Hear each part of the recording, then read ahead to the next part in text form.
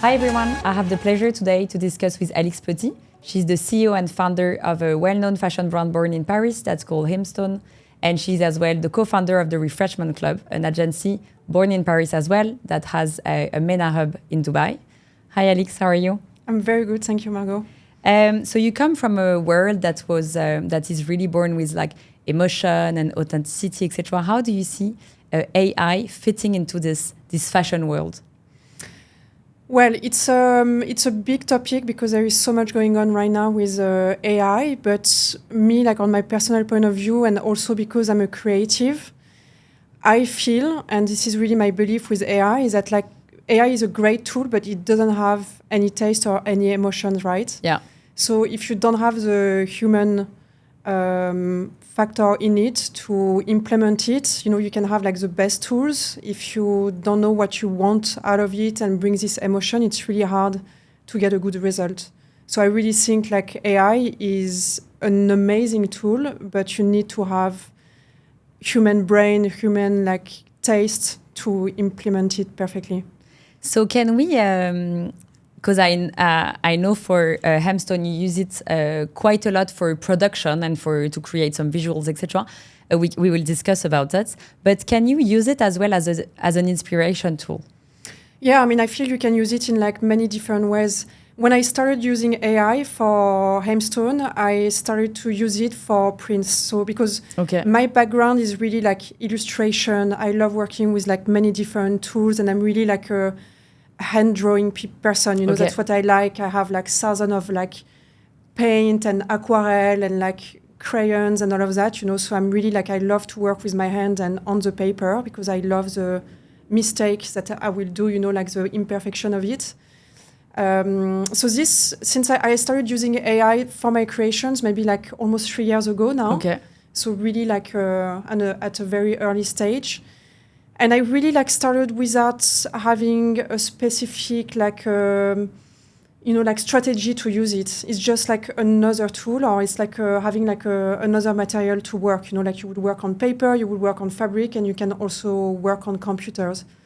Like for me, it's the same as some of the prints. I don't start with a hand drawing of it. I would start like straight on Photoshop, for example, because I want to have a different aspect of it, or just because my hands cannot get to the level of what I'm doing. Yeah. And AI is just like another tool in my toolbox, pretty much. Okay, interesting. So I really started like using AI like to start doing some like prints and like new shapes, and not because I was running out of ideas, just like out of like pure curiosity to see how far it can take me. And then little by little, when all the tools like improved, and my husband Honor, we run this creative agency together, the Refreshment Club. We started using more for, like content, photo shoots, and so I naturally like took the shift, But there is so many ways you can use AI on creative parts. And you know what? The funny thing is that now, sometimes I would do a print fully in AI and not use my hands to do it, and I'm completely fine with it. Yeah. I feel it's like having like this balance in between different tools and how you can express your creativity. Like, I mean, I don't want to have any barriers in my creativity as well. So anything I can use to make it like perfect and, like to excel in it and to come with different ideas, like I'm happy to use anything that's on the market. So right now it's adding a new tool to your toolbox, basically. And at Heimstone, so you're the CEO, but you are the brain behind the models, right? I mean, the sketches and all the clothes that you develop. Yeah. You're the one designing them? Yeah. Okay.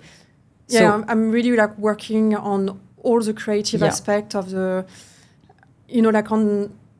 I mean, it's funny because my creative process with AI or with no AI is actually the same. And when I create, I'm not sharing anything. I cannot collaborate on like creativity when I'm like in my thing, like I'm really... I mean, it's funny because I just launched Substack, like this newsletter. Your newsletter, yeah. And 2 weeks ago, I did a big article on creativity, as I am right now in the creative process for a collection, which is like amazing because I really wanted to take them through the process, without having like the collection all perfectly like finished, and so they understand like, the frustration that can go with it and all of that. But yes, so I take care of like all the creative process, designing all the looks. So I would use AI to try to find like new proportions, new styles and all of that, but not that much. I'll do it a bit. Sometimes when I'm like trying to find new ideas or like new ways of developing, you know, the collections. But not that much. Like I really draw by hand my styles and my looks. So if I use AI for drawing to find like new volumes, it will be like a very, very early stage of the creative process. And it's more of an extra way to do it, but it doesn't really replace the step because you're still doing it anyway by hand, and you still do it with very different. Yeah, exactly. Okay, very interesting. And usually in the fashion world in general, it's all about, especially in your case, because you incarnate a lot these brands. It's all about brand identity, etc. Is there a risk while using AI? Maybe that's a question you ask yourself, to actually dilute, you know, this identity, dilute the brand. Yeah, I mean, definitely there is a high risk, especially in fashion, because like in very small amount of fashion brands, you really have a concept and a brand identity behind. Not because people don't want to do that anymore, but just because everyone is in such a rush of creating like new content, you know, like bringing visibility, and it goes with like not finding a great idea, but more about like, you know, having like that and that celebrity to give awareness to the brand, you know, like fashion like lost a lot of all the creative, you know, like process and the mindset to it. So if you fuel this with AI and you don't go back into like branding, concept and everything, I think it's like a real danger, because it's just creating like more noise without really having a voice. How we use it at Heimstone and so many other brands, like we are not isolated, but generally is, you know, we try like to step back. Like what I want to sell with Heimstone is really like a savoir-faire, but also like a real like message and mindset. So before I go into AI, like I'm trying to round like my concept and my idea and my vision, and then I use the AI as a tool, not the other way around. Yeah. You know, that's why like I feel like once you control it, like if it stays into like your head and your way of thinking and your taste and what you want and what you don't want, it also makes the work on AI much more efficient, because you can prompt whatever. If you prompt something that is like average without having like a real concept, you will get like an average result that looks very mainstream. So there is a big part of work. Like I don't think AI is removing us from actually thinking. I think it's, if you step back from it and do it the proper way, it's absolutely amazing.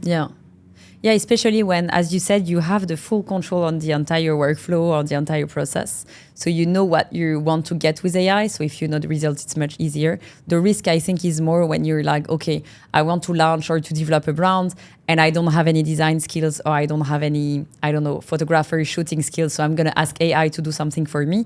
And then you can completely dilute the quality of the work you started because you don't know where you want to go. You're not a photographer, so you don't know how to prompt with what words, etc., etc. But I also think this can work like very well for different brands. Like it depends. Yes, it depends what you want to put on the label. Me, I want as well. to sell, you know, like brain juice. I want to sell creativity. I'm very attached of, you know, on the time it takes to create a collection. We develop all our prints, all our fabrics, you know, like all the woven materials you find, we develop them with like French suppliers, you know, like this part for me is like the most important value of my brand today. Not how fast I can like develop, like if you take a Shein, you know, like exactly. Of course it's just fueled very with AI, different, but look at the size of the business. I mean, it's horrible, but still it's so huge. So it depends where you position. But like me, I'm in search in general of all the concepts I do and all the work I do, collaboration and everything. I'm in search of like a meaning and savoir-faire, and you know, like I want to like bring value to a fashion brand, because I don't think we need another fashion brand, right? So, you know, like for me, so it needs to be that's like very where the meaningful. value is. Yeah, of course. It's interesting because talking about you're talking about the materials a lot, the materials, the texture, etc. This is definitely something that right now, I mean, I can see you have, I mean, you're very creative, but as well, you love, I guess, like touching, like discovering with your hands, etc. This is not something that can be done by AI yet, maybe not. Is this something that you think, in your case, I understand it's very important to keep it because that's where your value is. Is this something that you think is going to be replaced maybe later on by a tool? The fact that representing the texture, being able to making you feel what you can feel with your hands. Yeah. I mean, that's a big part of the risk. And that's why I think people need to be aware of the amazing thing you can get with AI and the trash you can also get with it. I mean, it's definitely a risk, because also we are like in a world where social media, if you take like people's relationship, for example, on how we probably met our husband back in the days where you didn't have social media and you had like real interaction with people and, this is like human like insights and human feelings that makes you feel something. When you go through social media, all those apps, you still have like feelings, but it's like completely different because you won't have maybe the smell of the other person and how like you can see that he blinked and because everything is behind screens, So it's exactly the same danger. That's why as much as social media is a threat or the internet on a larger scale, AI is a huge threat for people that are not aware of what they can get out of it or not. I mean, it's just how like human nature is. Like we want to perform in what we are doing, and all those tools are supposed to simplify the way we live and supposedly to connect us like easier, better. I think it's doing the total opposite because it takes, phones are taking so much time of our life. Like today, literally in Dubai, you don't have your phone. Of course. You're done. You cannot pay for your parking. You cannot, you're done. I don't have a credit card. I don't even know the PIN of my credit card. I do everything on my phone. That shows how dependent we are on those tools that are like making our life easier, but also if you sit down at a coffee shop, everyone is on their phones. They are not talking anymore, know. So AI has the same risks on all the industries. So it's also like people using AI that should be like trained.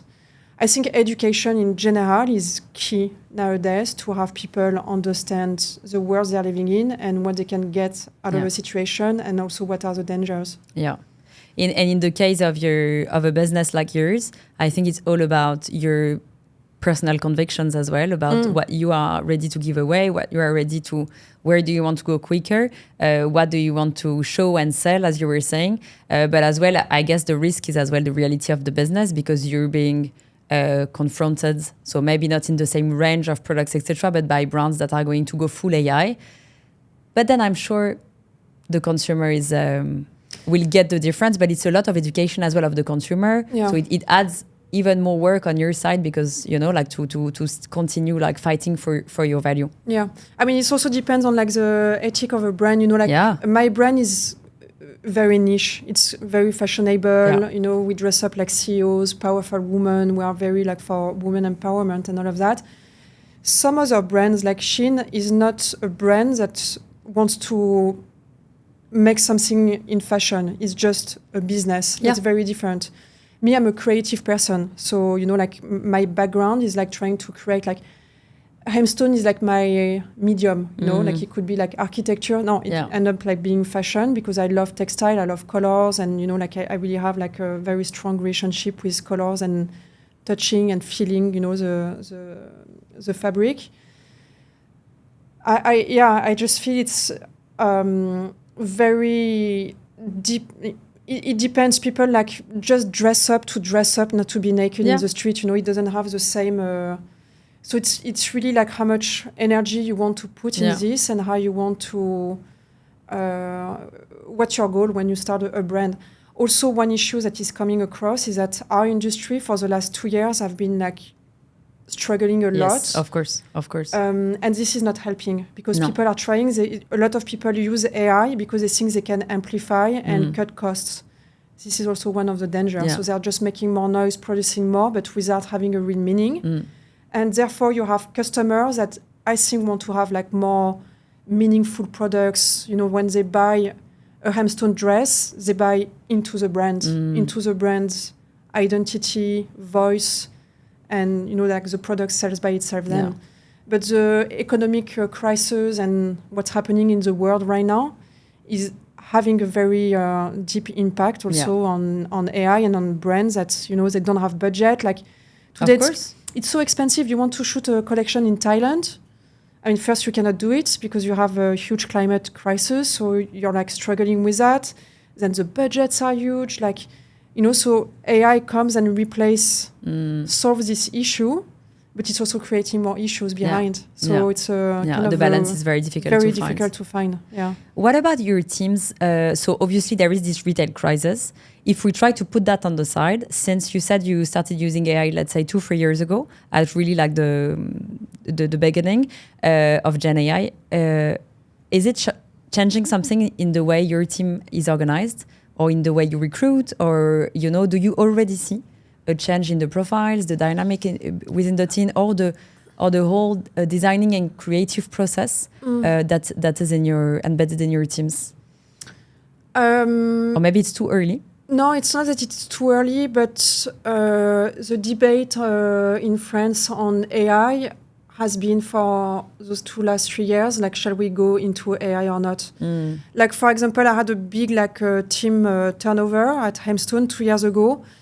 One of the part of the team was so against AI because for them it will remove the authenticity of the brand, when I was like, not at all. I mean, coming back to the first question you asked me. What I know is that I won't hire people that are against AI because it's like saying I'm against internet. I'm like, well, you can like either way choose to send emails or you can send fax. You know, it's exactly the same debate we had like 15 years ago. I don't think we can go away from AI. And I don't think it's removing, like, my belief is that it's not removing any skills of like creative. I don't think it's taking out some jobs. However, I think people that are against AI are going to be the ones that are going to lose a job because they are not going to evolve in the right direction. And the train for AI is going so fast that people that jump in it right now are already, you know, like it's huge, like it's very overwhelming AI because it's so accessible. There is like so much going on, you know, like, so I mean, I think inside a company, I mean, we took the AI component like very early, and it's already like, you know, dealing with a lot of with our customer service. You know, like my ChatGPT, for example, I'm the CEO of the company and the creative director of it.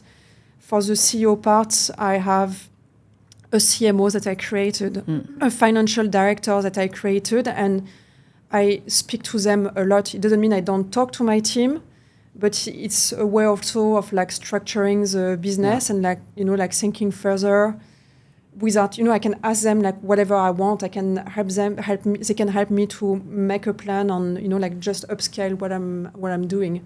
And I created also, I want to say that because it's pretty funny, but it's actually very useful. I created a version of myself, an AI version of myself as a CEO and as a creative director. So I talk to myself a lot in a smarter version of me, you know, which is like very helpful. I mean, I have a lot of questions. I'm like, you know, should I do that? Should I do that? And sometimes just being able to have this conversation is great. I do the same. It's like having I call it my co-founder, but it's like just having the same type of, maybe not the personality, but same type of traits, having the same objective, and just having someone or something challenging you. And without the barriers you have. Exactly. Because me as a CEO, you know, like I'm doing my creations, and when I create, I'm trying to go like as far as I can go in it. However, then I have my CEO cap that comes back with like, oh my God, the budget, this is going to be too expensive. Like, no, you know, so sometimes you just need to have like, you know, like draw a line in between and say, okay, I can like put this aside. And then how do I structure it to actually make it work? Do you have already a vision of how, maybe not your team, it may be a bit tricky, but like how a fashion company, let's say for your size of a company, a team will look like later in a few years? Let's say, do you think we'll still have designers sketching the products, the clothes? I mean, I hope so. Yeah. So what will be your dream workflow? I mean, I think the industry needs to evolve a lot first because we are like working on like old models, not in terms of creativity, but, you know, like the department stores, like there is like people want to buy like differently. I mean, you know, like I think the whole model needs to be reinvented. But then inside the studio, I mean, I hope, I mean, for me, it's essential to have human like input in what we are doing. Like, I don't think we can turn into robots and just like cancel everything. And also because what's amazing with the handwork is the accidents you have in the work. Yeah. So many times, you know, like I'm not really inspired, and because I'm not inspired, I'm not like waiting to have a result in what I'm doing. So then I don't have any barriers, and you know, like I have like just do like colors, and then I this, and then suddenly it becomes like amazing because I'm bored and I'm not like trying to be productive. Yeah, you know, I'm just let my creativity. I don't think the machines can do that or have as much freedom to do it.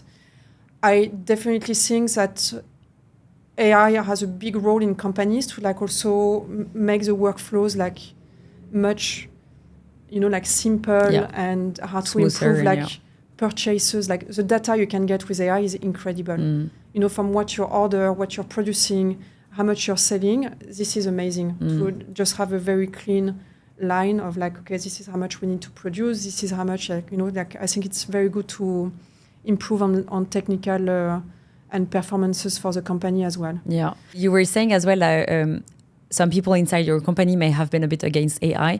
Is this an issue as well do you have to manage consumers' expectation? Because you do, maybe you can explain a bit what you do with AI today that the consumer can see.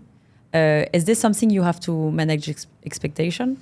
I mean, it's funny because when I started working with AI, I didn't communicate on it at all because people would be like upset about it. But that's the thing, yeah. So not to trick them, but first because we were testing some, you know, like new processes on the customer service and all of that. So we didn't announce it. And then I did this podcast in France called The Ball Way. That is really like amazing. And this is where I revealed that we've been like doing so many of our campaigns with AI and so many. We did some product launch where we didn't have the product ready. Yes. We didn't have time to shoot it because it was stuck somewhere. Did it in AI and launch a product like this.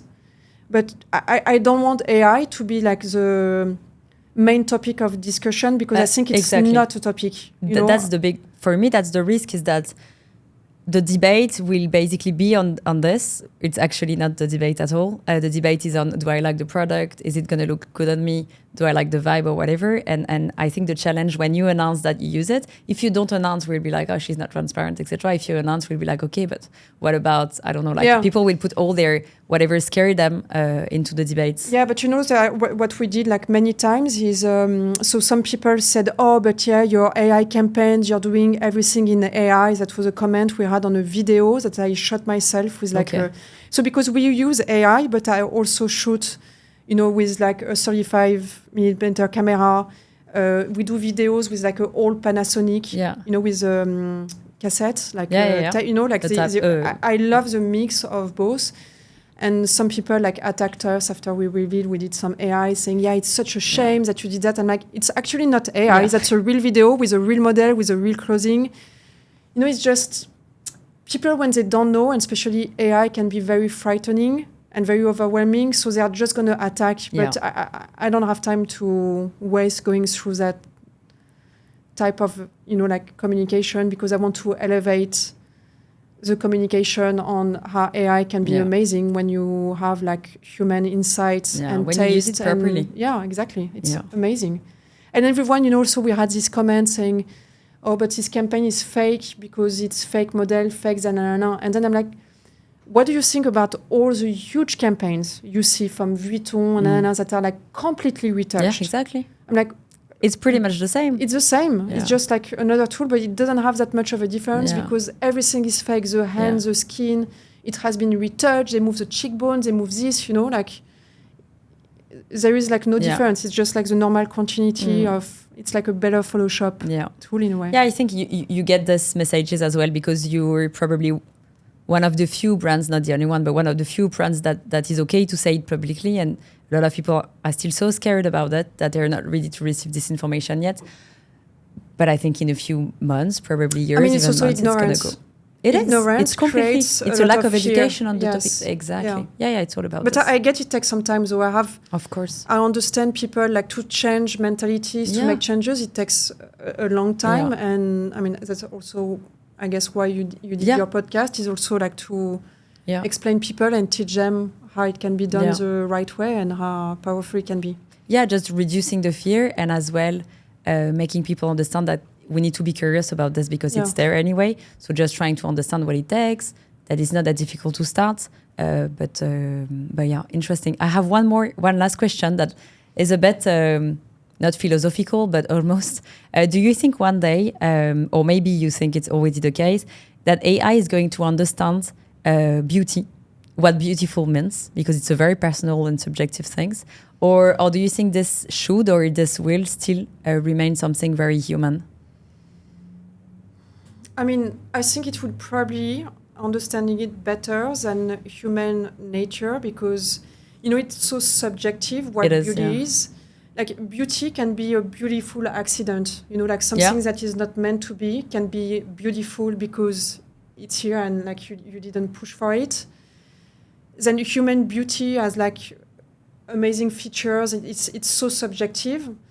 What I feel is interesting with AI is that it doesn't really have like barriers, like it's so open on all the data set of like all the people, like we see it when we create, models, AI models for Heimstone. It's actually really hard to have, I feel, when we create those images, I'm always struggling if I say like I want to have a model. I mean, if I go in all those stereotypes, I want to have like a super hot model for this campaign.